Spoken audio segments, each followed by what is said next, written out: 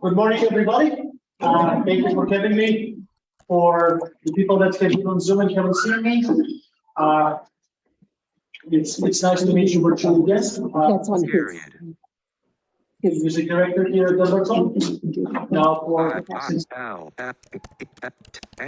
Space. wonderful experience so far. So I hope we get it that way. That's okay. This is show and tell story time with me, and it's very improv. I've done it before. I feel like a person giving a TED talk that really shouldn't be.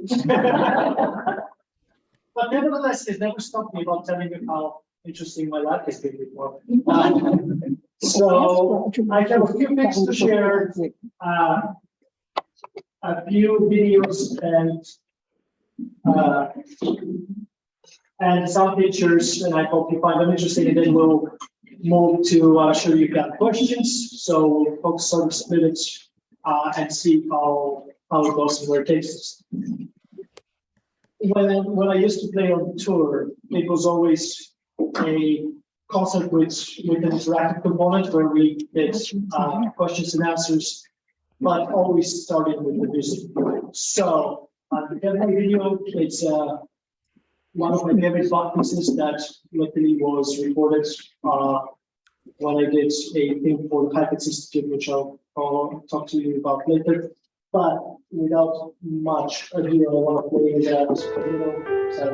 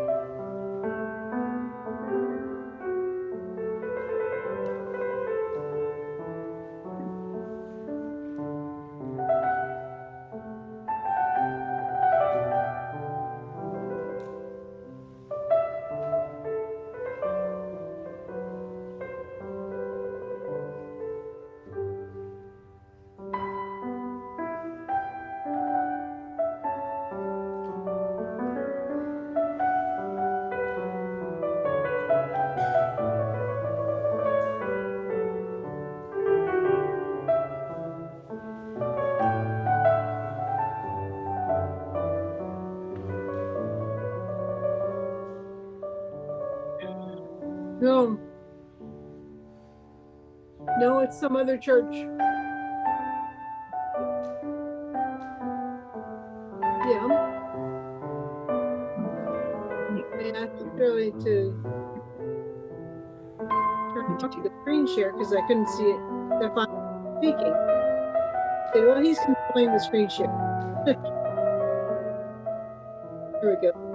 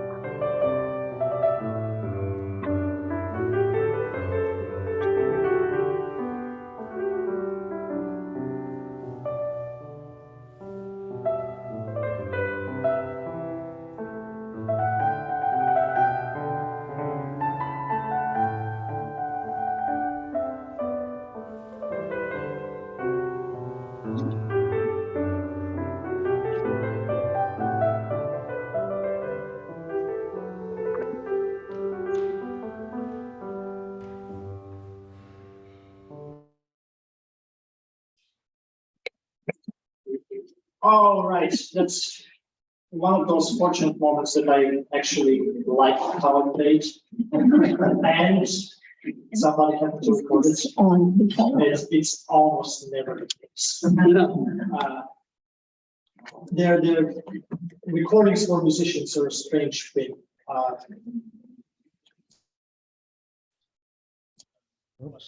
Barely happens because we capture something in time, and it is what it is. And that moment was great, but when you think that will be there forever and ever and ever, you can find a lot of things that went wrong with it and how it could have gone better.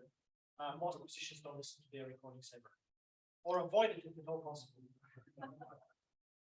So a little bit about myself, and I'll share some things here. I was born back in Bulgaria,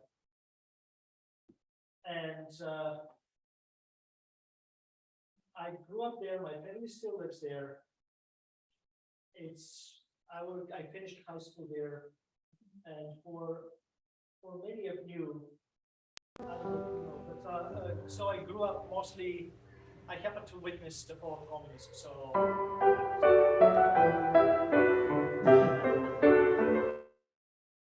See, things happen when you don't want it. Okay, we're done with this. Stop and go away.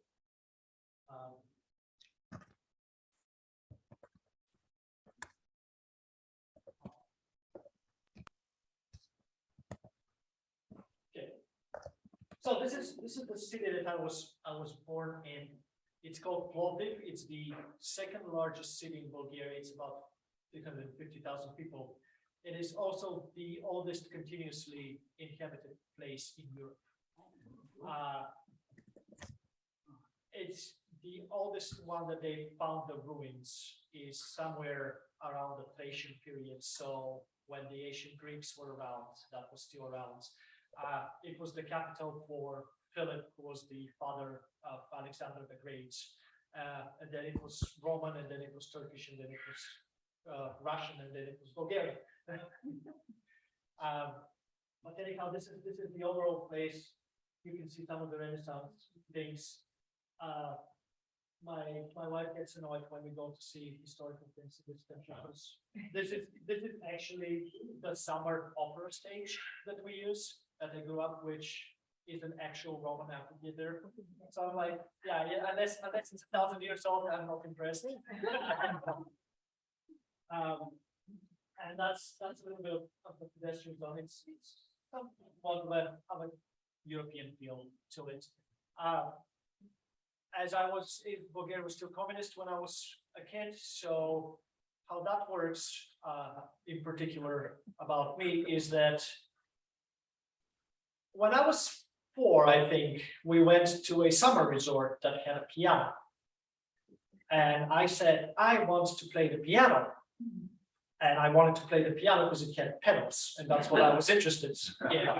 And not to know about the keys. So my mom contacted the proper authorities at the time and started me on piano lessons.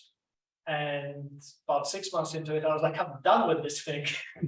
I don't want to play the piano anymore. But this being a communist country, it was a bit too late for that decision. So look how it works is that you get profiled very, very early on. So I got profiled somewhere when I was 5.5. And they said, you are going to be a musician. And when they say you're going to be a musician, you go to a school which is centered on you are going to be a musician. They had one for athletes, one for math majors, one for linguists, like whatever we decide that's what it's going to be. This is my actual school. You can see how big it is. This is first grade through high school. My graduating class was, I believe, about 20 people. On one hand, very, very fortunate if you happen to be really a musician, because when I used to teach kids in the US, they asked me, well, we always had the problem of my kids want to go to the pool more than they want to play the piano. And also how much time do you spend. The way this was organized, and it's no longer like that, but when I was growing up was like this, is you had 2 1-hour lessons with the same person that taught high school, so very, very highly trained professionals a week. And then on top of that, for the first 5 years, they had a conservatory student that will practice with you on the off days for another hour. So yeah, that was a lot of supervised practicing, and also by a party directive, your mother had to be present on all your lessons for the first 3 years to make sure that you're doing things correctly.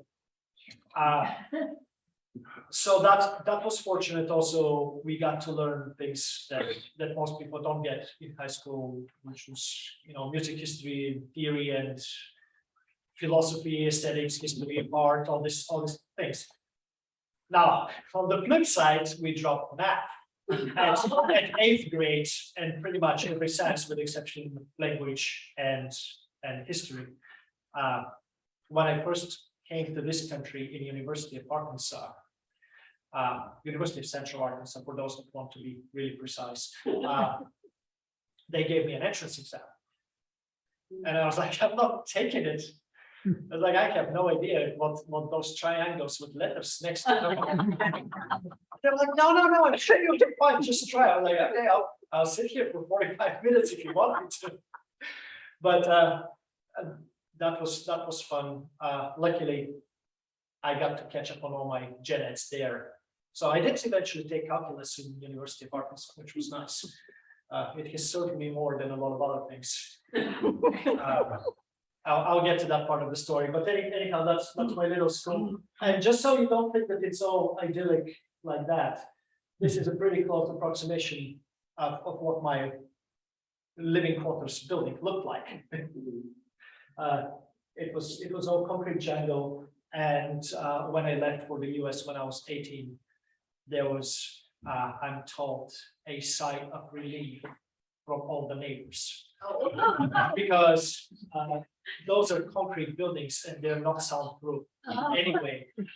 And as a professional musician, you tend to practice at the time. I'm talking right now, you tend to practice. It was about four hours of practicing a day. And if I was getting ready for a competition, that increased to 8 hours of practicing. And it's not fun to listen to anybody practicing. It is the same thing again and again and again and again for hours. And unless you're the one practicing, you don't know what's wrong with it and why does that get repeated again and again, other than to torture us. So they were very happy when I left. But anyhow, that's my high school story. One of the other fun things about that system of education is by high school, I was doing rather well in competitions and concerts. So I applied for an exemption from the school system, which was a way that you can do it. And they said, fine, you can show up for tests when you can come. So that was great, because it gives you a lot of practice time. Now, whether that was used as prescribed is a different story. But it was nice not to have to get up in the morning and to practice and travel when needed. So past that point, I got here in 2000 when I was basically 18, just turning 19, and went to University of Central Arkansas. And how I ended up there is there used to be a Bulgarian violinist, actually who's of Armenian descent. For those of you that follow classical music, his name is Gabor Mardelosian. He currently teaches in Bloomington, Indiana, which is one of the top music schools. He was one of the last students of including Brooklyn. Really talented guy. So he got a bunch of Bulgarians there. And if you haven't talked to me, I'll tell you that now. If you live in Bulgaria during the 90s, after the fall of communism, you think that the United States is in New York City, Chicago, and then Los Angeles. Like that's it. Like, it doesn't matter where you stop, that's what it looks like. When I landed at Little Rock, Arkansas, That was a very different experience from what I expected to see. I flew with a Bulgarian friend and I asked her where the skyscrapers and she laughed for a good 5 minutes on that. But anyhow, Arkansas was an interesting experience. I was very fortunate. They gave me all the money to go study there, which I needed. For those of you that don't know, on a side note, we crashed the economy in 1989 by refusing to pay the foreign debt, which led to complete blockade of any import, export, and monetary operations in Bulgaria. That was the first time we crashed it when everything disappeared.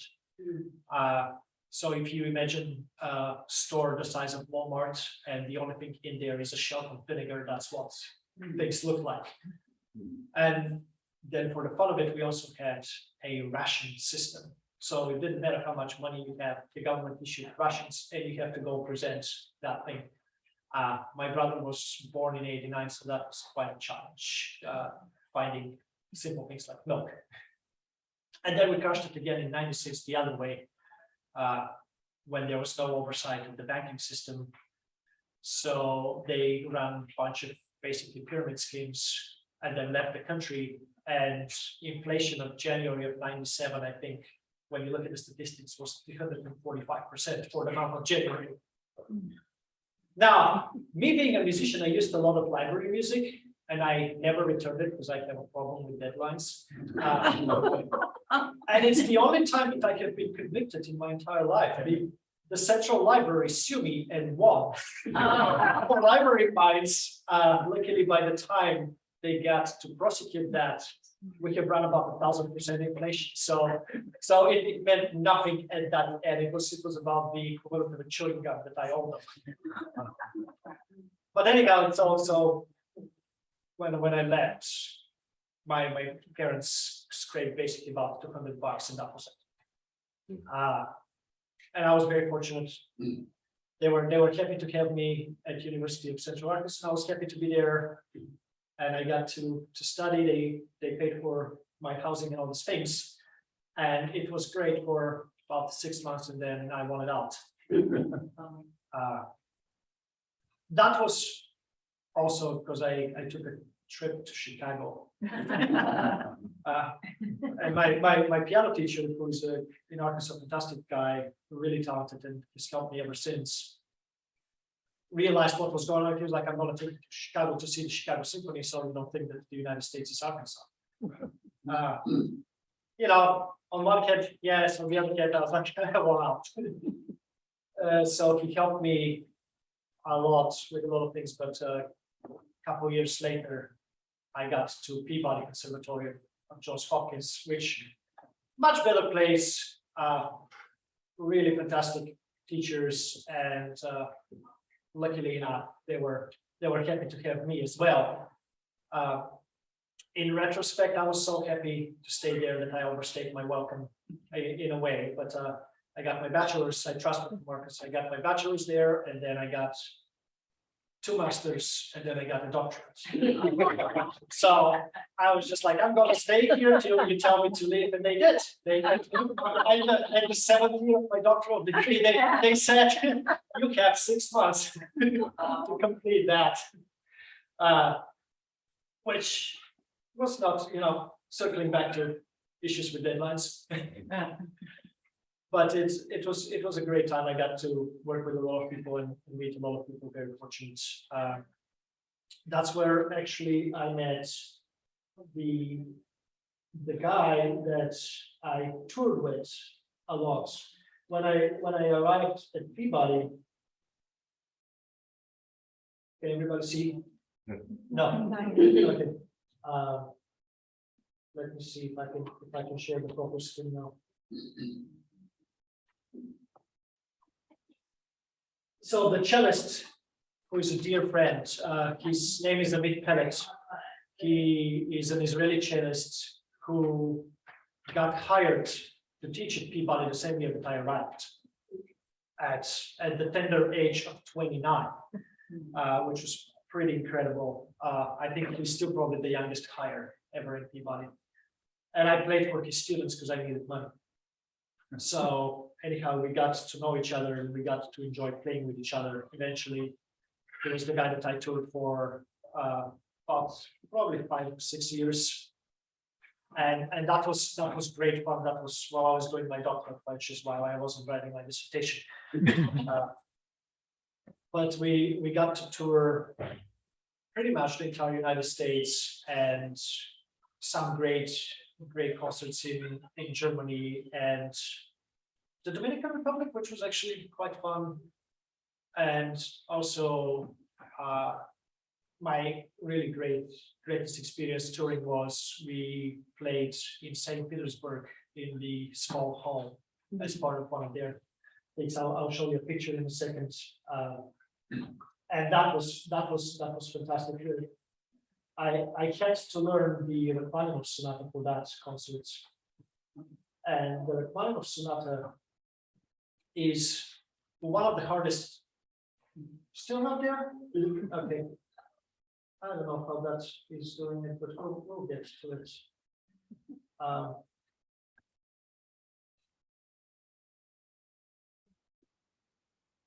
One of them is bottom. Let's see, is that gonna work? Yeah. It was. It's one of the hardest pieces ever written for piano. It's harder than any of the piano concertos. Which sonata was The Rachmaninoff cello sonata. The cello has beautiful long lines, and the piano has.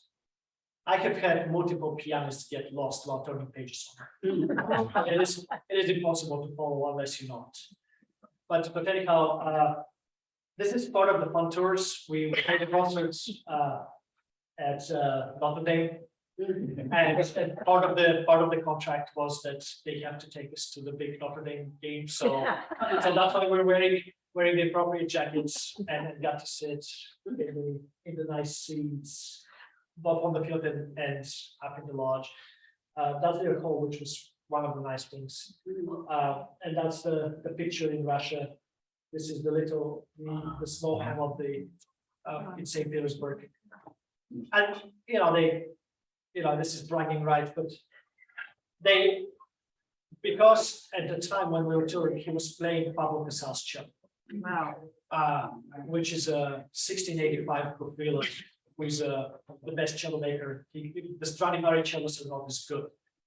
So that was a big selling point. So they treated us like stars. And this is my little picture that they after they put us in the hotel, they had the chef make me a piano out of chocolate. I was like, oh, yes. Now,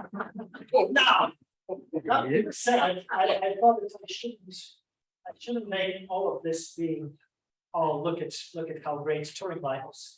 So I wanted to get some, but this is me somewhere in tour practicing at an airport that had a piano on it. And this is our big tour of the Midwest. When we had this cello that, if you see that cello, it's paper thin on top in order to vibrate. And since 1685, there are pictures of Casals putting his ashes in there, their war corpse, and you're getting it in this weather. I have a picture of how cold it was. It was a lot of fun. I had to go start the car about 30 minutes before, so you can run with the cello. And because they're so sensitive to heat, we also took a towel from the hotel and put it on top of a wet towel so it could keep humidity. Otherwise, you can figure out when wood shifts and it's a few centuries old, what happens. This is a fun story. You can't hear, you don't need to. It was another tour with a different cello, and we eventually ran out of luck. And we started going to the hall and opened the cello. There was a big crack in the middle of it, and it was like we can't play that with a crack.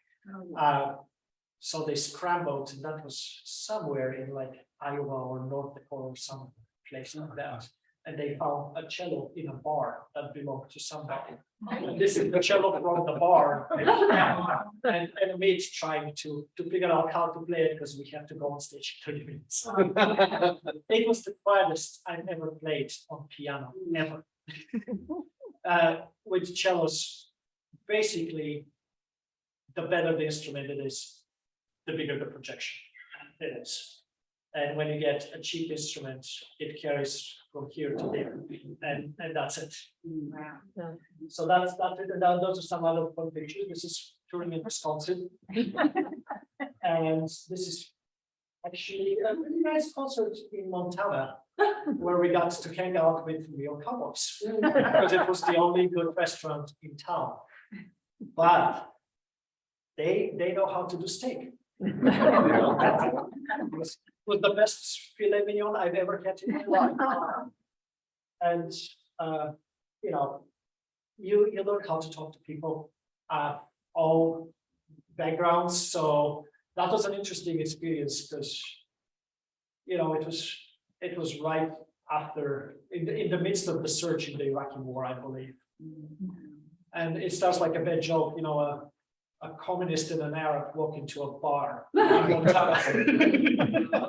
I was like, we don't fit here. He was like, yes, we do. He was like, just don't worry about it. And before I know it, they bonded over some crazy stuff that he made up. And then everybody was happy and excited to come to the classical concerts. That was one of the good things, actually. Changed my mind a lot about the certain areas of the country that the more remote it was, the better attendance we got. With the exception of one concert where it was very poorly scheduled on the opening of deer season. And when we got there, the presenter just said, listen, it's gonna be hardly anybody and they're all gonna be females. But that was it. Besides that, about 5 years ago, I have reached the ultimate point of disillusion with the music business. Playing music is wonderful. Dealing with music business is horrible. And I wanted some very reasonable things like health benefits. And I had to have a choice, which was I either need to get a job in the middle of nowhere in a small university and do that, or I need to switch fields. So this is where the University of Central Arkansas comes in, because I did a lot of math and was a computer science minor for a while.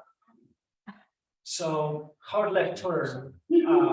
I currently basically I'm the chief operating officer of a heavy construction building company. So nothing to do with music other than attention to detail. But they're very happy to provide a steady paycheck and benefits. So I'm happy to have them. And every now and then we still get together and play. There is possibly a small concert actually in Arkansas. in March, we'll see. Mitt is working on it, but that's how it is. As a side note, I did work for the Heifetz International Music Institute. If you don't know, that was actually founded by a different Heifetz, who is also a violinist, Daniel Heifetz, who was also a Tchaikovsky competition winner and had a very good career, but for better or worse, he'll also be the other Heifetz. It's an unfortunate last name to be trying to make an international violin career with. But he runs a festival for exceedingly talented people now in Virginia. It used to be in New Hampshire. And I was fortunate to work for them for about 7 years and was their dean of admissions and head of piano faculty, and got to play with a lot of really nice people and help students. Let me see how I'm doing our time here. Good. So I wanna play you my most enjoyable concert, which also happened to be recorded. Just a little bit of this is the Schumann quintet for piano.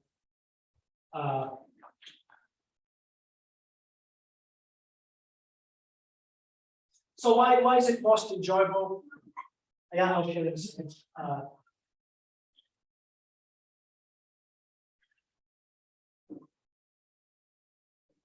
it's rarely you get to play with, I was fortunate to play with a lot of good people. This will probably never happen. Well, this will definitely never happen again in my life. So besides my wonderful appearance there, this here is Ilya Kaller, who is the only person to ever win the Sibelius, Tchaikovsky, and Paganini competitions, and he did it in 1 year. He's absolutely brilliant violinist. Teaches currently at the Cleveland Institute of Music. Has a phenomenal memory bordering on being a savant. I hope nobody will hear me on camera too much or spread that. His problem in life is that he couldn't understand if you're doing something wrong in music, why you shouldn't tell. But he's the person that you can ask for the oboe part of the Shostakovich Sixth Symphony in the second movement, and he'll play it for you without having to consult him. And not the solo. It's like, oh yeah, this is how it goes.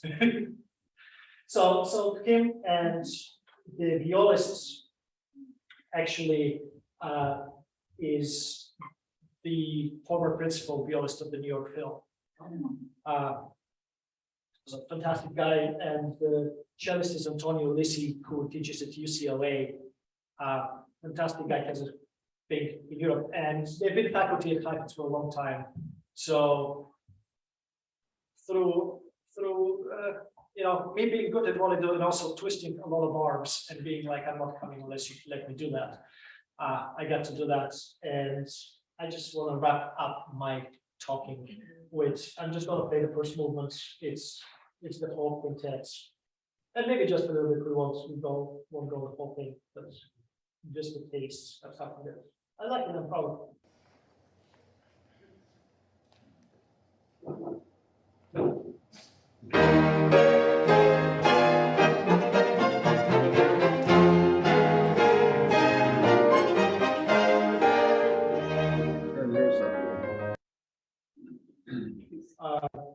No, go ahead. Try it again. So mine is all the way up. Yeah. Where is Go it ahead, coming try it from? again. I switched it over to the TV. Okay. We didn't have the TV competing with you.